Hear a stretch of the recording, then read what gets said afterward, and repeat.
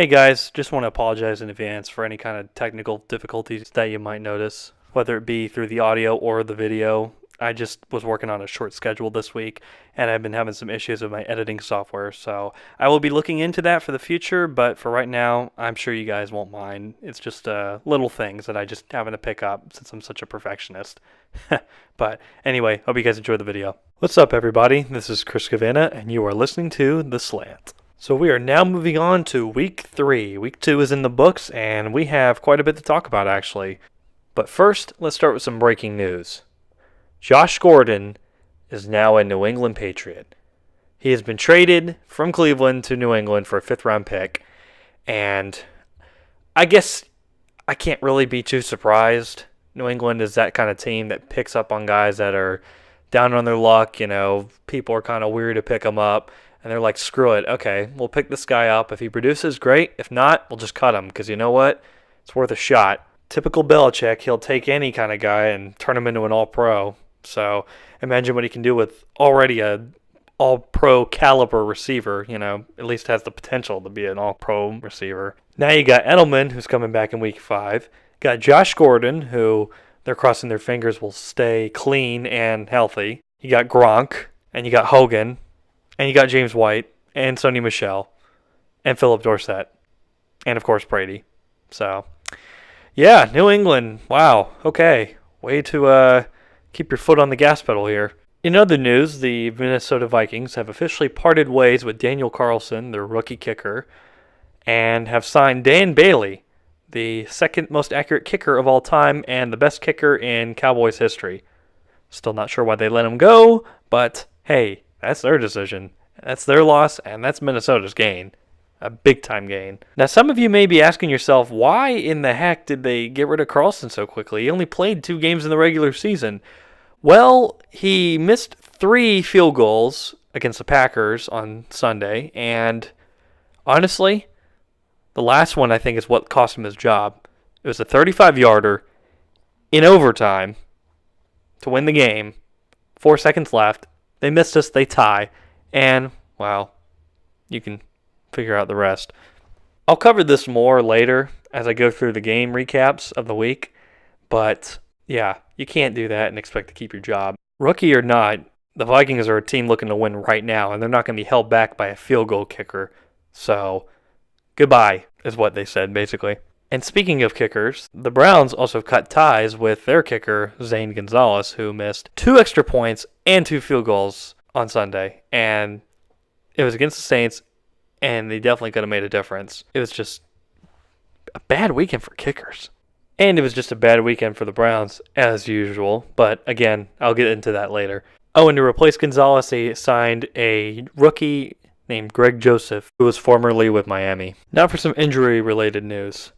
To start, Carson Wentz is coming back in week 3 to face the Indianapolis Colts. Now, I'm just as surprised as some of you are because many were saying he'd probably be out a few more weeks than this, but hey, when he's ready, I guess. I mean, doctors must have said he was good to go, and Wentz felt like he was ready to go, and Doug Peterson felt like he was ready to go, so heck, why not? And then on the ugly side of injury news, Cam Robinson, the left tackle for the Jacksonville Jaguars, tore his ACL on Sunday against the Patriots, and he is out for the year, which is pretty crappy.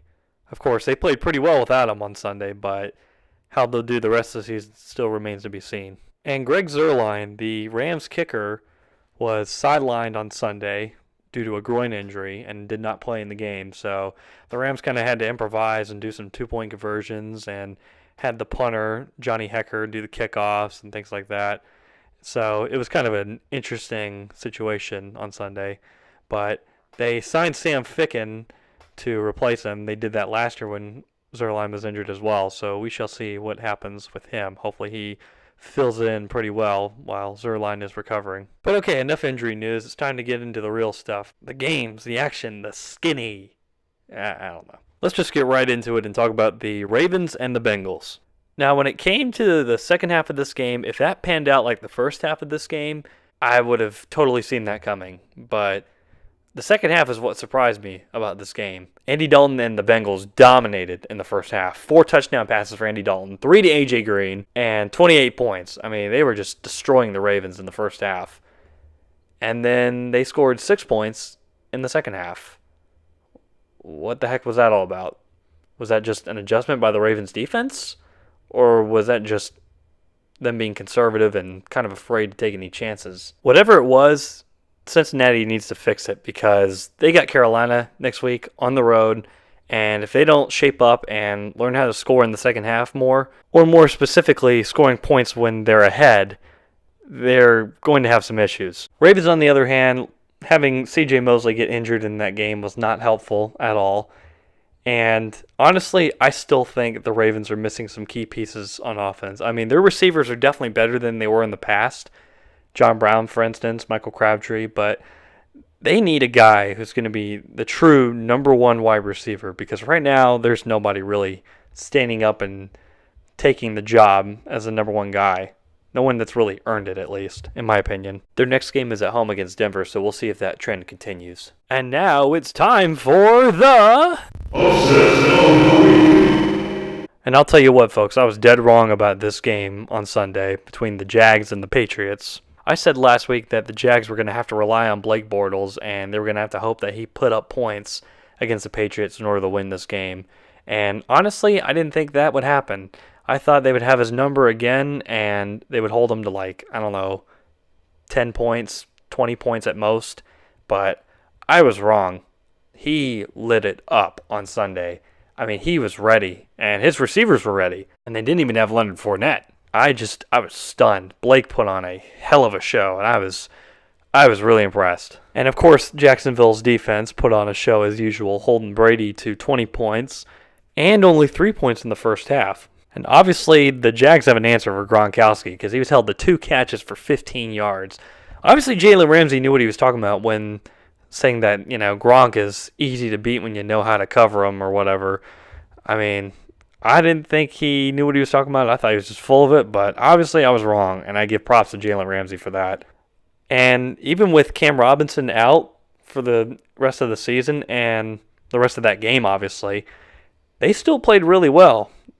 And the offensive line still looks solid, so we'll see how they do without Cam Robinson for the rest of the season and going forward. The Pats, on the other hand, they have some work to do. Obviously, they'll make some adjustments, and they'll be in the AFC Championship game again this year, and probably the Super Bowl again this year, knowing them. But as of right now, they're having their early season struggles, which they seem to have just about every year now, at least in recent years. But they'll figure it out. They'll fix things, and they will be back on track soon. I don't doubt that one bit. That's just the Patriot way, honestly. Next up, let's analyze the Panthers and the Falcons game. Now, Carolina's defense disappointed me on Sunday. I expected more from especially the run defense. That's what really disappointed me more than the pass defense. The pass defense actually played a little better than I thought, especially considering Julio only had 60 yards or something, which for him is pretty small. Considering he had 160 yards against the Eagles the week before, that's pretty surprising and pretty impressive. But that run defense was not impressive at all. Tevin Coleman ran over them. Tevin Coleman's a good back, but he's not Devontae Freeman. If it was Freeman, I could definitely understand, but it was Coleman, and they were still just killing the Panthers. Getting 10, 11-yard runs every play. It was bad. It was just not good football on their part at all. I was not impressed by that, and I think they definitely took a step back from week one. Of course, the way the Panthers work, when one unit's bad, the other one's good. So, of course, the offense was better this week. And Cam Newton had 3 touchdowns and completed over 70% of his passes, which was really impressive, especially considering they were on the road this time instead of at home. But overall, the offense didn't do enough. They scored 24 points, but obviously Atlanta put up 31. Matt Ryan had 2 rushing touchdowns. What the hell's up with that? And I think they're going to be better. I think the defense is going to improve again. But as of right now, that was not a good performance by that Carolina defense at all. It was quite shocking, to be honest. Of course, one could argue that it's because Atlanta knows them so well and plays them twice a year, and they always play them tough and blah, blah, blah, all that stuff. But I don't know.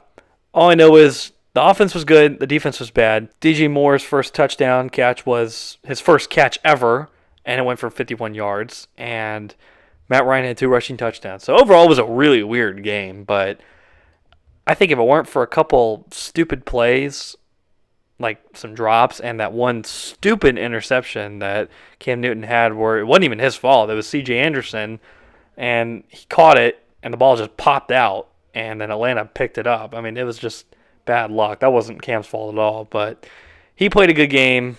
The defense did not, and Atlanta looked good. They looked pretty good. They definitely got it together, and they didn't even need Freeman to win the game. They ran the ball really well with Coleman. And even their backup, Ito Smith, had some good runs, and he's probably going to be the replacement to Tevin Coleman when he most likely goes into free agency. So that's going to be good news for Atlanta fans. So be prepared to hear that name more often in the coming years. But overall, this is kind of what I expected. A fairly close game, and Atlanta would pull it out because they were at home. And now let's look at the Colts and the Redskins. Now, the Colts kind of surprised me. They were better than I thought they'd be, especially on defense. That defense is vastly improved from what it was last season. Some of the rookies are really stepping up too, like Darius Leonard, for instance, who had a sack in that game, and some rookies on offense as well, such as that running back Hines, who was really good and had the touchdown. Andrew Luck didn't look as good as he has in years past, but he looked good. I mean, he still played well enough to win, and I think he'll get back into form more as he continues to play. But 2 touchdowns, 2 picks, not a great day, but not a bad day either. I mean, they still won the game. That's really all that matters at that point. But T.Y. Hilton had a pretty good game. He definitely got the better of Norman this time around. I think Norman's not who he used to be either, but that's beyond the point. I think T.Y. Hilton's just an overall better receiver when Andrew Luck's playing. And normally that's how it goes. When you got a great quarterback, he makes the receivers a lot better too. I mean, just look at Peyton Manning and what he did in Denver. It's incredible. As for the Redskins, their defense is still pretty solid, but their offense needs some work. And obviously, it's early in the season. Offense has still got to learn all the nuances of the system, and it's just going to take time. But I think they will get better on offense. Alex Smith is a proven quarterback, top 10 quarterback in my opinion. And he's got a lot of weapons around him. He's got Doxson and Chris Thompson, Adrian Peterson. He's got Paul Richardson, Jordan Reed, Vernon Davis, Jamison Crowder. He's got some weapons, so they'll figure things out. But for right now, it's going to take some time and some adjusting. Next, we have the Texans at the Titans, and I'm not going to lie, this was a pretty disappointing game, especially if you're a Texans fan. I mean, I can't even imagine how hard that must be for them right now. But to lose to Blaine Gabbert and the Titans, not Marcus Mariota and the Titans, Blaine Gabbert and the Titans. Ugh. I mean, it's Blaine Gabbert. He played like crap in relief duty of Marcus Mariota in the Miami game last week, but for some reason he does better than that, at least, against the Texans. I mean, I don't know what to say, honestly. I mean, he only put up 20 points, but Houston only put up 17. So, Titans win. Wasn't exactly impressive for either team, but Titans win. At least they can say that. Fun fact, it was also Blaine Gabbert's first career win against the Houston Texans, surprisingly. Considering he was the quote-unquote franchise quarterback of the Jacksonville Jaguars from 2011 to 13 or whatever. I mean, I'm surprised he didn't get any wins against them before. Of course, he only played them 4 times, so I don't know. Anyways, I'm going on a very pointless tangent right now because Blaine Gabbert is literally an afterthought when it comes to anything NFL related, to be honest. But if you're the Houston offense, what are you doing? What are you thinking? What is happening? I mean, this was a team that put up 40 points a game almost every week. I don't understand. Is Watson still being hampered by the ACL injury, or is it just people are starting to figure him out now, or is it Bill O'Brien's play calling? Was it the Texans' horrible offensive line? That's probably what it was. Or was it just the 2 defenses they faced? I don't know. If I had to guess, I'd say it's just, it's the beginning of the season and the offense is still trying to work everything out. And honestly, it's just that offensive line. I think that offensive line is not good at all, and I hope Houston takes a lineman in the first round of the draft next year and maybe picks up some solid like tackles or something. I don't know, just someone that'll really hold it down. I mean, Central Henderson was supposed to hold it down at least for a while at right tackle, but he's out for the year, so you know, can't help that. But seriously, Houston needs some good first string linemen and some good second string linemen because Watson's not going to have a long career if he keeps having a bad offensive line like this. I mean, David Carr, he had a bad offensive line in Houston, and he was supposed to be the franchise quarterback, and look at where he is now, making dumb predictions on NFL Network. Okay, he's not really that bad, but you get my point. Looking at it from a different view, though, the Titans actually looked pretty good for a team that was playing with their backup quarterback, and the defense especially looked really good. The offense was so-so. I mean, to be fair, one of their touchdowns came off like a fake punt that was a pass for a touchdown. But overall, they didn't look bad. I mean, if Marcus Mariota comes back and he's eventually healthy, they're going to have a great year, and they have a very good chance at winning the division. But this all hinges on Mariota's health, so we'll have to see what happens. Now it's time to talk about Ryan Fitzpatrick and his Fitz magic as the Eagles went to Tampa Bay to take on the Bucs. And I got to say, I thought he was going to fall off a little bit in week 2. I thought they were still going to win this game, but I didn't think he was going to be still ripping and roaring it like he was. But, man, I'll tell you what, he's looking good. I mean, 8 touchdowns in 2 weeks. That's pretty impressive. It was a lot more than I was expecting from the wily veteran. That is for damn sure. I was not expecting this at all. To say he's been overachieving would be an understatement. And that Bucs defense came to play on Sunday, too. I mean, they don't look too bad. I mean, granted, the Eagles' offense isn't exactly the best, but they didn't look too shabby. But yeah, the Eagles, they got some work to do. But Carson Wentz comes back, so I think they will be better. Of course, I think it's going to take some time for him to recover from his knee injury and really get back into form. But that's all for the future. For right now, Bucs are looking great. Eagles are so-so. Also, Ryan Fitzpatrick's press conference after the win was absolutely hilarious. For those of you who aren't watching this, who are listening to it on SoundCloud, basically he had Deshaun Jackson's clothes. It was like some kind of jacket and expensive sunglasses, a very expensive like chain with diamonds on it, and he had his chest hair out. And it was hilarious. Here's what he said that really just made me crack up. Before we go any further, what's the origin of this outfit? Well, it's nothing. I mean, I think we just have to stay humble, you know. And we got to make sure we know how to handle success and all those things. So we can't change who we are. That man is a legend. And now for my best call of the week. Such a great pick. I picked the Chiefs to beat the Steelers. I figured they would go in there and they would kick some butt. And well, that's what they did. They put up 42 points against the Steelers, and Patrick Mahomes threw for 6 touchdowns, which means he's thrown for 10 touchdowns and 0 interceptions in 2 games, which is, wow, that is crazy. I was not expecting him to do that well. I knew they were high on Patrick Mahomes, and that's why they were ready to trade Alex Smith, but man, I didn't think he was going to be this good. I mean, now I can see why they were so ready for him to start. Wow. I mean, holy smokes. That is crazy. But as good as the Chiefs were, the Steelers were also not so good. At least their defense wasn't, but even the Pittsburgh offense took a while to get going, and that's part of the reason they lost was because they got behind and they had to catch up. Of course, they did a good job. They tied it to 21 points at the half, but they kept having to go blow for blow on offense, and missing guys like Ryan Shazier is hurting them a lot. Obviously, that's not something they can control, but overall, they got to do something with their defense because it's getting smoked the first 2 weeks, especially after 6 touchdown passes. Yikes.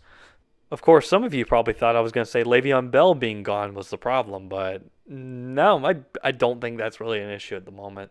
I don't think this game would have been any different if he was playing.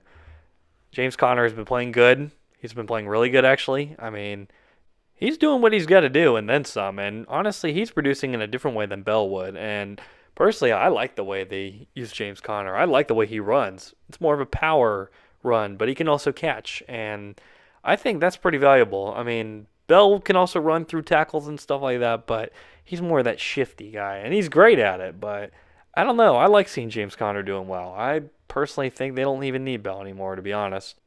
But in short, the Steelers need defense badly. Now let's talk about the Jets and the Dolphins. And honestly, I thought the Jets would be able to hold their own at home against a division rival Dolphins. But unfortunately, I was wrong. The Dolphins came to play and they came to win. And honestly, the Jets just look kind of sloppy in turnovers. They just didn't look like they were executing properly and just a bunch of silly mistakes, and ultimately it cost them. Of course, Miami didn't do themselves any favors by not being able to run out the clock and end the dang game. Kind of helped the Jets come back a little bit, but in the end, Miami looked pretty good. Jets were, well, eh. They've just got to play smarter ball because you can't win games turning the ball over like that. Fun fact, Ryan Tannehill is now 9-1 in his last 10 starts. Now, Bills and Chargers, and you know your football team is bad when your starting corner, Vontae Davis, decides to retire at halftime. Yes, that's right, halftime, in the middle of a game, second week of the season. That's how bad the Bills are. But yeah, the Bills, blah, not a good team right now. Probably the worst team in the league, in my opinion. And while Josh Allen is definitely putting up more points than Nathan Peterman did, who, by the way, is still terrible, still not getting it done. Not his fault, really. I think it's more the offensive line issues and the fact that they really don't have anyone to throw to because, Kelvin Benjamin is a complete underachiever, despite what he said about Cam Newton and how it wasn't Benjamin's fault. It was Cam's fault, which is pretty ridiculous if you ask me. But all in all, the Bills right now are a heaping pile of burning trash. They are bad. Bad, bad, bad. First pick overall bad, in my opinion. The Chargers, on the other hand, playing pretty decent ball, even without Joey Bosa at the moment, who it looks like he won't be back till at least October. But overall, they're playing pretty good. Good offense, good defense. There's nothing really to sneeze at right now with them. They just got to keep up with the Chiefs, which is going to be hard because they already lost to them at home, and the Chiefs are red hot right now. So we'll have to see where all this goes. Okay, so surprise, there's another tie in 2 weeks. You gotta be kidding me. Friggin' Packers and Vikings, and they tied. Vikings should have won, but they tied. Hell, there were some times the Packers should have won, but it was a tie. But seriously, Daniel Carlson, this is why you got cut, bro. You missed 3 field goals in the game. 2 of them come in overtime. Any one of those made, you win the game. Any one of them. Just 1 out of the 3. You go 1 out of 3, you don't lose your job. But you go 0 for 3. That's why you're gone, bro. That's why Dan Bailey's there. Because they're a playoff team looking to go to the Super Bowl. They don't want to waste their time with some friggin' bad kicker that's going through growing pains. I mean, this is the NFL, dude. You got to get it going. But I'll tell you, the Packers, they look good, and Rodgers still looked pretty good. But they were held to 4 field goals in the second half on offense. So the Vikings defense obviously adjusted well in the second half. And Kirk Cousins, on the other hand, scored 22 points in the fourth quarter. That's pretty damn clutch. That is really good. And in the past, I said, oh, what's the difference between Keenum and Cousins?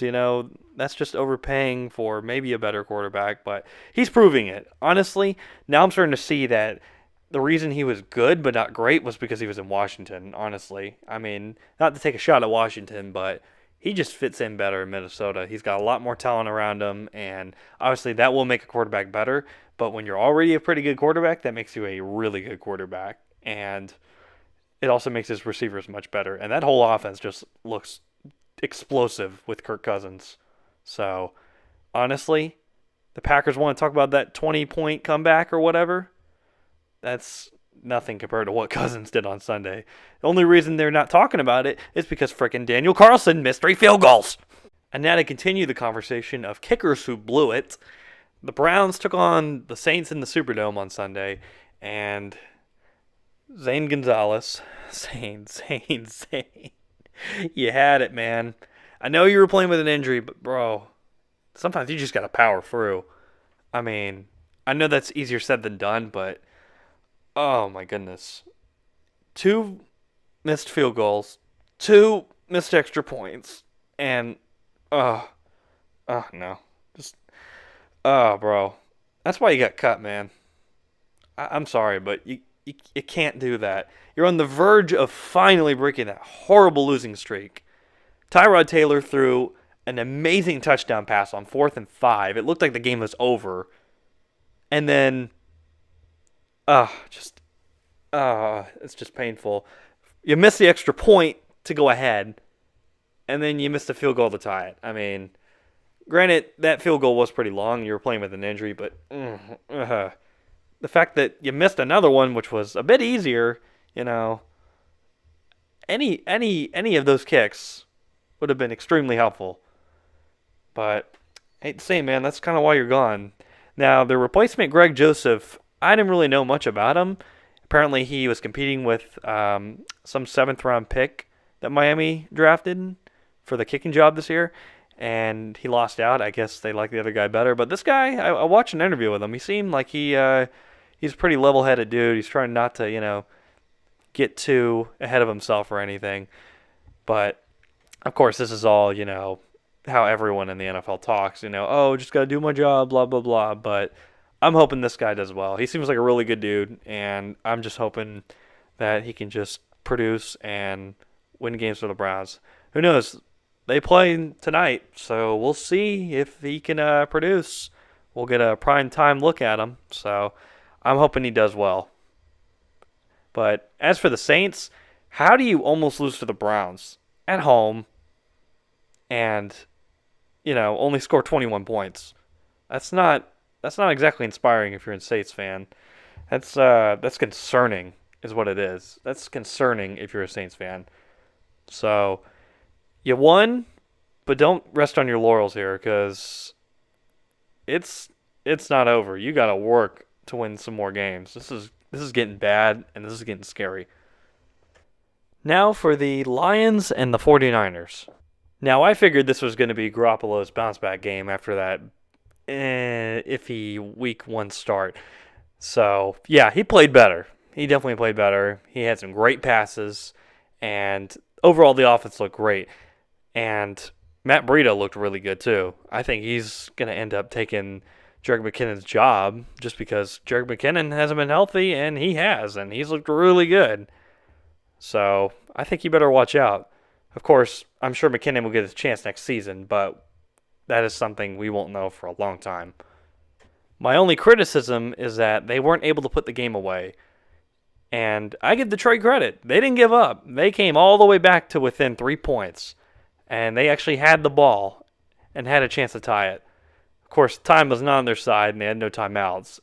But they came close. And if it weren't for a couple stupid drops, especially that one by Theo Riddick on 3rd and 2. I mean, that was bad. I mean, of course, if he caught it and kept running, they may have run out of time or whatever. I don't know. But overall, that was just a bad drop. But in the end, Detroit did not win. They're 0-2. I really didn't expect them to go 0-2. I thought they'd win against the Jets for sure, but they're 0-2. So I really don't know what else to say about that. And now we have the biggest blowout of the week, the Rams taking on the Cardinals in LA. And what can I say other than that was completely what I expected, a shutout. Okay, I wasn't expecting a shutout, but I was expecting a blowout. So it was bad. The Rams dominated and the Cardinals looked like crap. I mean, there's not much you can say about that other than, well, that. Brandon Cooks had a monster day with 159 yards on 7 catches. And Jared Goff, obviously still rolling. Todd Gurley didn't have a huge day just because, they were game planning around Gurley. But he ended up still getting 3 touchdowns, which is good. And Sean McVay is the man. I'll tell you what, he is kicking some butt in LA. And then you had the Raiders and the Broncos, which didn't seem like that great of a game till the final minutes. Derek Carr looked better this week. I mean, the offense was moving much better, but in the end, they still lost. And Case Keenum had another awesome game-winning drive, and in the end, they just couldn't get it done. I don't know what it is about the Raiders so far. They just can't seem to get it done, offensively or defensively. They just can't win any games. I don't know what to tell you. And so far for the Broncos, Case Keenum is paying off fairly well. He's not having like game-breaking numbers or anything, but he's doing what he's got to do, win games and get some points on offense, and the defense will handle the rest, and that's how they're 2-0 right now. And then we had the Sunday night football matchup between the New York Giants and the Dallas Cowboys. And to be honest, I don't know what's going on with the Giants offense, but they are not producing like I thought they would be. You got OBJ, you got Saquon Barkley, you got Evan Ingram, you got Sterling Shepard. Eli Manning's supposed to be a good quarterback. I don't know what's happening with him. I think he's starting to lose it. And a not great offensive line, but a good offensive line. A solid, decent offensive line. So I don't know what their issue is. I don't know what's going on, but they are not producing, and it's disappointing. And that was kind of the reason I picked them to win. And obviously I was wrong. Dallas, on the other hand, really stepped it up compared to how they played in Carolina. They definitely put more points on the board. They looked more balanced on offense. Dak Prescott had a great touchdown pass to Devon Austin, which was deep. You don't see that often. But overall, it was just a better performance. Zeke looked better, and Prescott looked better. The receiving core looked better. Everything just looked better. And their defense, obviously, the Giants' offense is a bit underwhelming at this point, but the Dallas defense played good. They sacked Manning plenty of times, so obviously I underestimated Dallas in this matchup. Oh yeah, and the Giants center Jalapeno, he's out for the year, so that does make their offensive line a little bit worse, and they were already not doing that great with him. So Giants, I'm starting to get worried about you. I'm starting to rethink the whole you guys are going to win the NFC East talk. And then last but certainly not least, the Seattle Seahawks go into Soldier Field to take on the Chicago Bears. And I'm not going to lie to you, at first I was kind of scared because Trubisky was making some careless errors. And of course, one of his interceptions was tipped, so that really wasn't his fault. But there were just some times he made some bad decisions, whether it was trying to run for the first down and then kind of half-assing it and going like, I don't know, and then kind of just going to the ground and not making it, or just some of his throws that, even the ones that weren't interceptions, that should have been interceptions. It was, not good. But he cleaned up his act a bit in the second half. He definitely played better, and he's part of the reason that they won. And I think this is a pretty complex offense. The guys on Monday Night Football were saying it was a pretty complex offense and that it's going to take some time for him to develop more and learn more of this offense and overall just become a better quarterback for this offense and become more productive. And I agree with that. I think that's spot on. I think he's just trying to learn this really complex offense with a lot of clever play calls and a lot of verbiage and stuff. And I think eventually he will have mastered it and he will be an even better quarterback. I think he will be playing great. I think his best football is definitely ahead of him. That is for sure.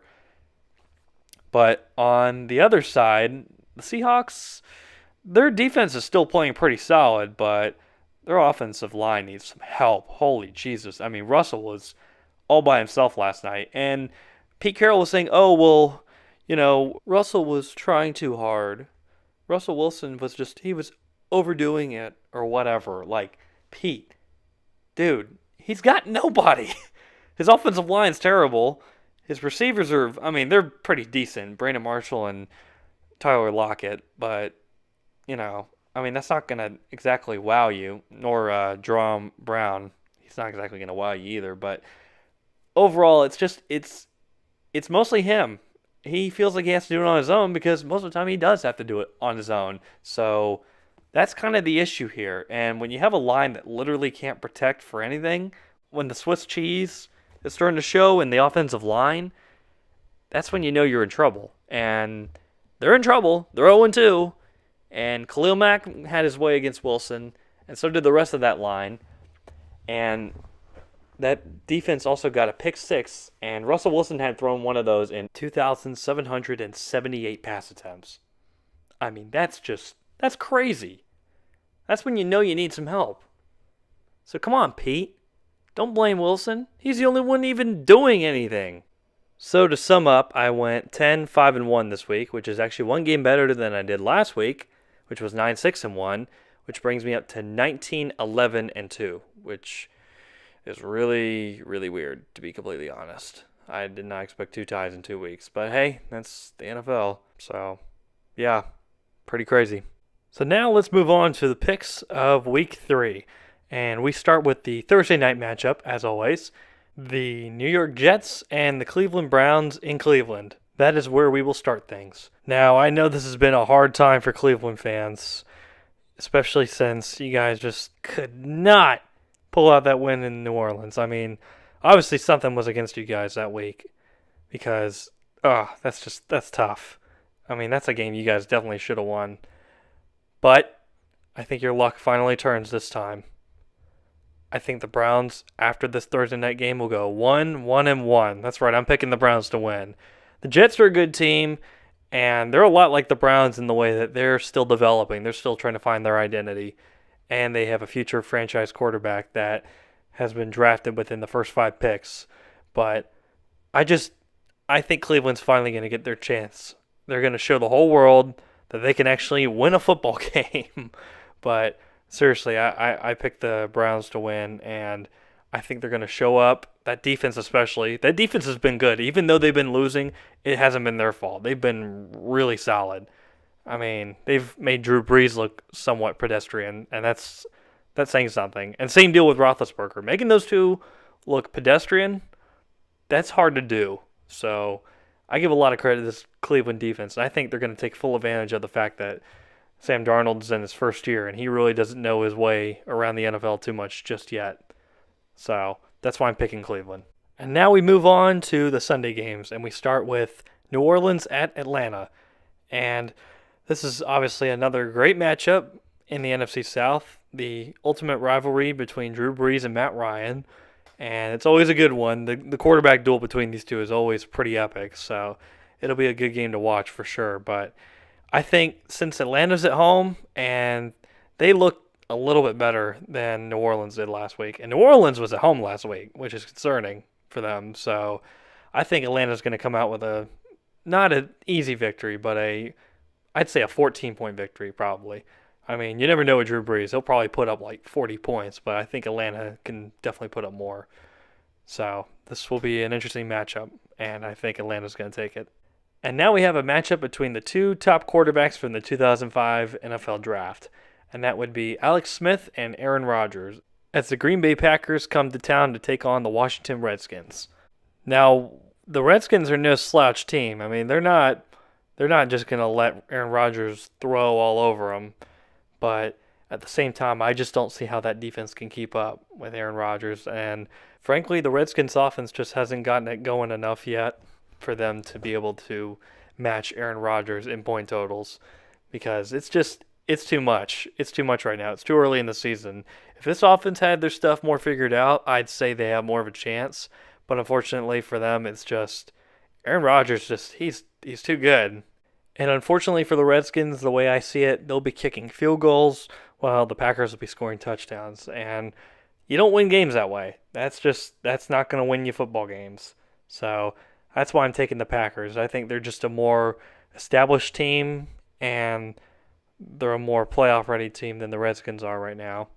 All right, now we've got the Indianapolis Colts going to visit the Philadelphia Eagles in Carson Wentz's first game since his injury in 2017, where he was coming off what many considered to be an MVP year.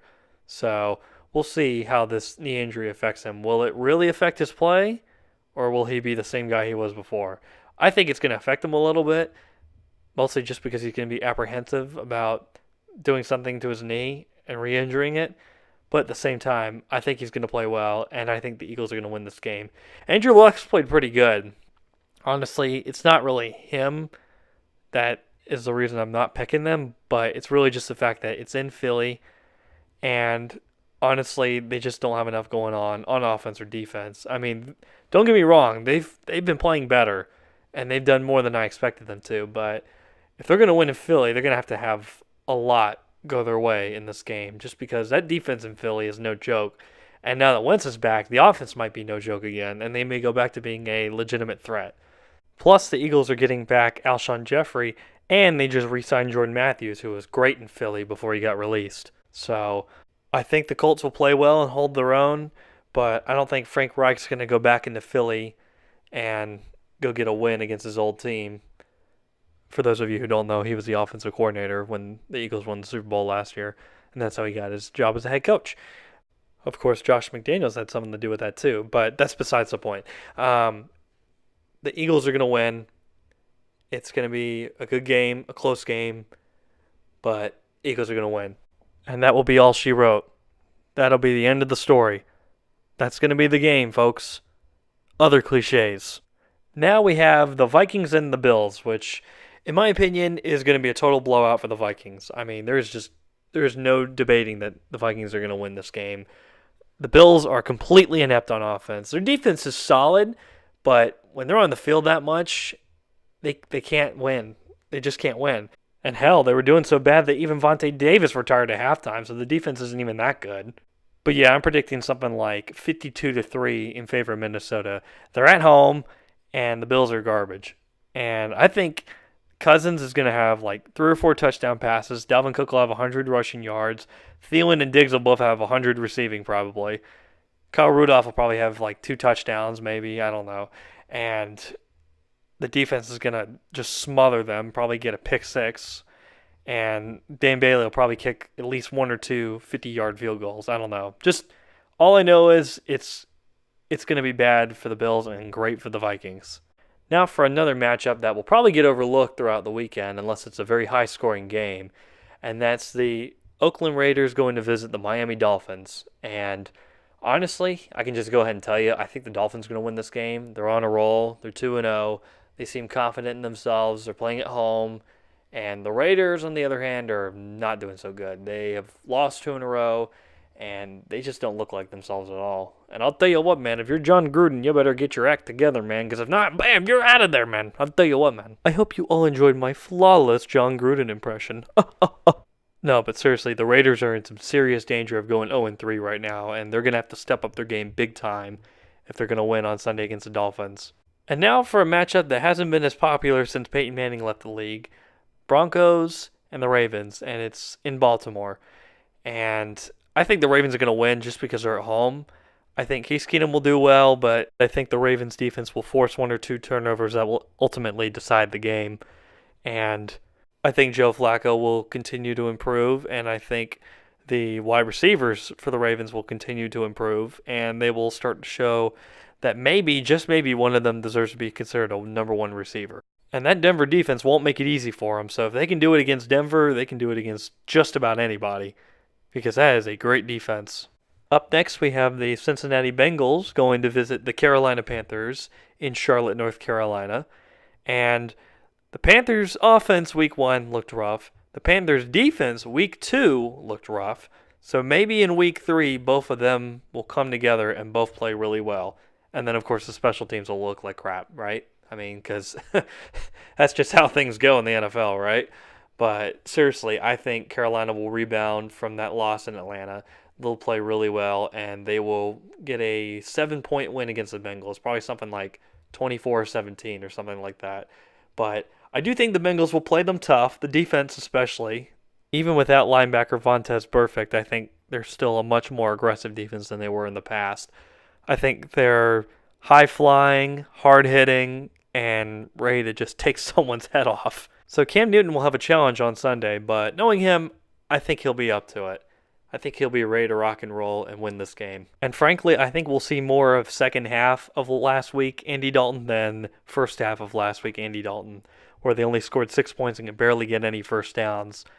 And I think they'll end up scoring a touchdown or 2, but it's not going to come easy against this Carolina defense.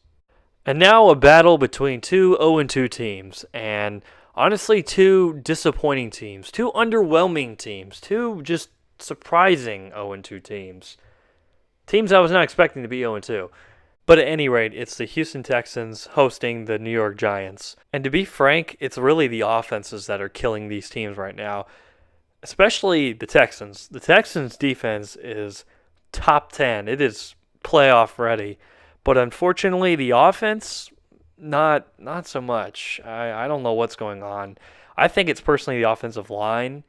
I just I think Watson just doesn't have enough time to make any kind of reads, and even sometimes when he does have time, he panics because he knows that the line is probably going to give something up, but even if they don't, he feels like he doesn't have much time anyway.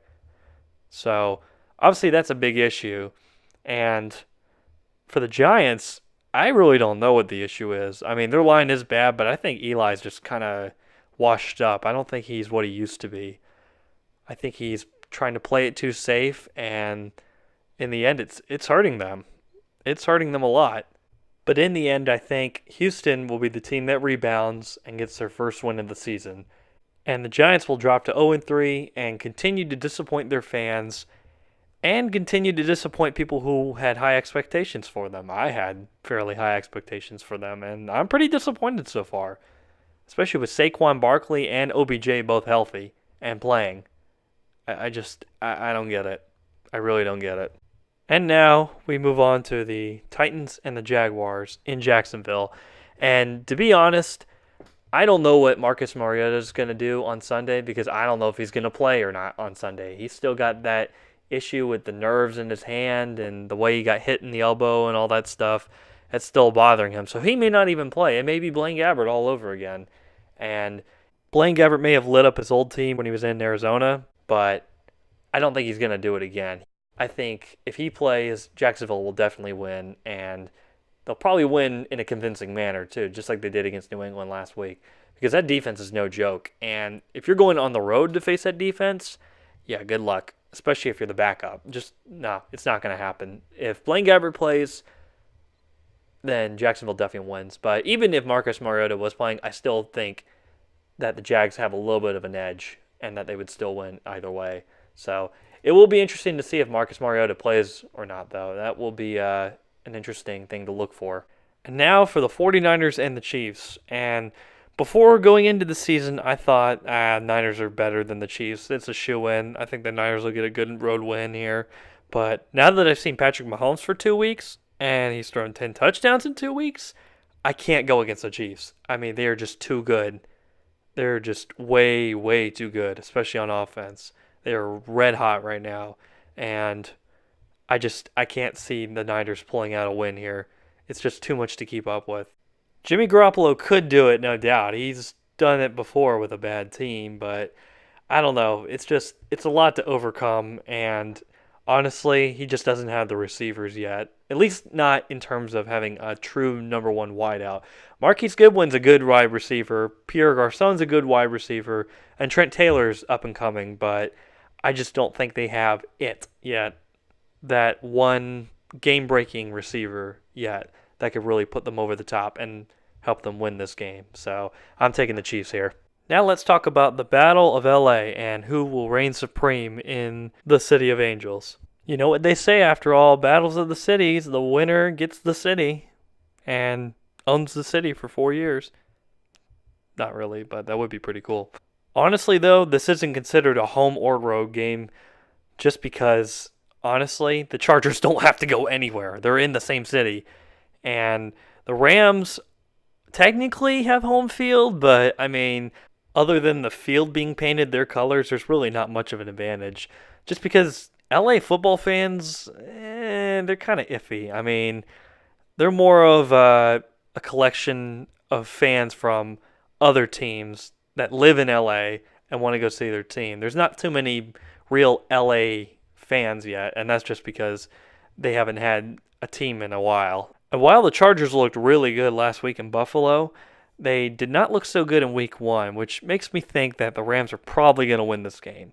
Now, both teams have great offenses and great defenses, but the Rams are just on a bigger hot streak right now, and they're just a more complete team in my opinion. Of course, the Chargers would be a much more complete team if Joey Bosa was healthy, but him being out also makes me think that the Rams are probably going to win. It's a battle of who's got the hot hand and who's the healthiest team, and in that case, I got to go with the Rams. And now for America's Game of the Week, the Seahawks hosting the Dallas Cowboys. And honestly, it's hard for me to really go against either team in this case, but I think Seattle, you got to go with Seattle. They're at home. The home field advantage there is just really, really significant, especially with how loud their crowd is. And honestly, I don't think they're going to lose 3 games in a row. I don't think they're going to go 0-3. Seattle's just not like that, and Russell Wilson will carry the team if he has to. They will get their first win. And Dallas has been looking better. They looked a lot better on Sunday night. Of course, this was against a pretty underwhelming Giants team, but I don't know. Maybe it's really just Dallas has improved. I think the defense is definitely much more threatening than in years past, but I just don't know. I don't think it's going to happen. I think the Seahawks are going to win. Now, speaking of teams going 0-3, I do believe that the Cardinals will go 0-3 when they play the Bears on Sunday. I think the Bears, even though they're on the road, they have the advantage just because their defense is smothering. It is a nasty, gruesome, vicious, vile defense. I think they're ready to get after anybody that gets in their way. And Khalil Mack leading the charge. It's hard to go against them. Even though it's on the road, Arizona has not looked good. They're basically the worst offense in the league right now, putting up only 6 points in 2 games. That's pretty bad. That's really bad. So I'm definitely going with the Bears. I think Mitch Trubisky won't have a great day, but he'll have a good day. He'll do what he's got to do. He'll get past that Arizona defense just enough to win the game. And I think the Bears defense will handle the rest very, very well. I got to say, I think the Monsters of the Midway are coming back. And now we have finally arrived to our Sunday night football matchup between the New England Patriots and the Detroit Lions. And you know how the Patriots always slip up every year at the beginning. They go like 2-2 or 1-2 or 0-1 or something. They get off to a bad start sometimes. And this is just one of those years. They're right now 1-1. And I think actually, shockingly enough, they're going to go 1-2.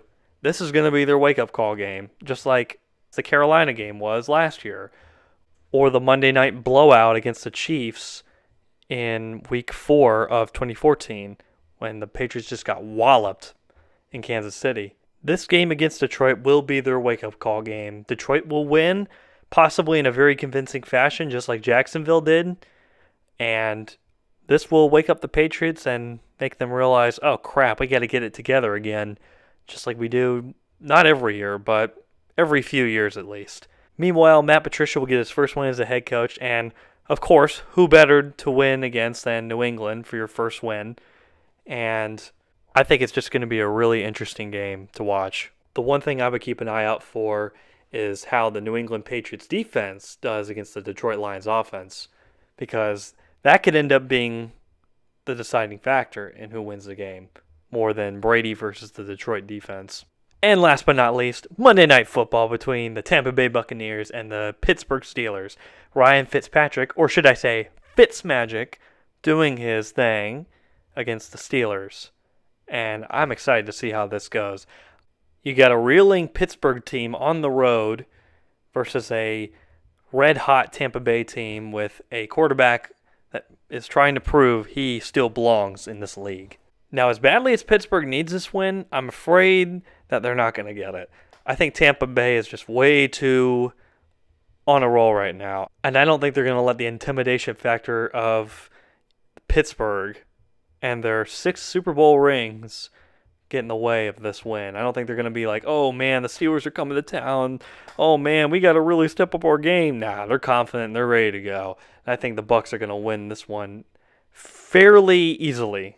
And you can tell I'm really struggling to say that just because that's tough. When you're talking about Pittsburgh, it's hard to say that ever because they're a pretty good team. Even if they are struggling right now, they're still a good team. So I think Bucs win, but I don't think it's going to be as big as I want to say that it's going to be. But yeah, this is going to be a great weekend in the NFL, and I am very, very excited. I cannot wait to see how this all pans out. It will be quite interesting. But yeah, guys, that's all I got for this week. I want to thank you again for listening. And if you're listening to this on SoundCloud, feel free to give it a like. And if you're on YouTube, please give this video a like. Please subscribe and click the little bell so that you're notified when new videos come out. I need views, please. I'm struggling. Share it. Share it with your friends. I need this. Excuse me. Sorry about that. Oh yeah, and don't forget to follow me on Twitter at The Slant Show NFL. I'm Chris Cavana, and I'll see you guys next time on The Slant.